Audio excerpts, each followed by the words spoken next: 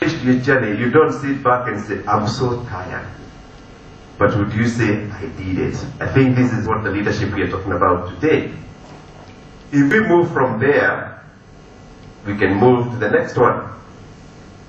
And I want to put all these together there. Dynamism. What does dynamic mean? It keeps changing. There is something we learned in school called amoeba. We were never told its shape. But we believe it is there and it keeps changing, it keeps multiplying. That is what environment is all about. And the companies have to tie themselves to that to be able to survive. Now, come to new technologies, they even complicate the issues.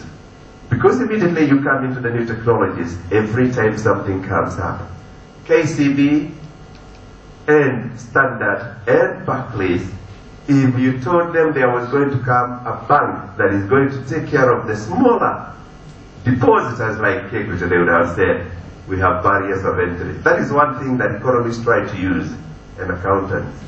Barriers of entry. They have actually been knocked down by very many things, including technology. So when you sit back and you think you are comfortable and you're not going to have any challenge, lie unto you. Those things are going to come. We thought it was over. If Kensel was going to be told that Safaricom was going to come to this market and take a portion of what they were refusing to take aggressively, they would have said, let's see whether they can do it. Safaricom came in. Get into the next one, Telcom. Telcom, if Telcom was to be told nobody wants to hear about fixed line, or even our children will never know what a fixed line is, they would have said, you're a joker. It's so expensive to invest in this place. Am I telling stories you're aware of? Because I think it's important we accept it can happen to me, it is going to happen.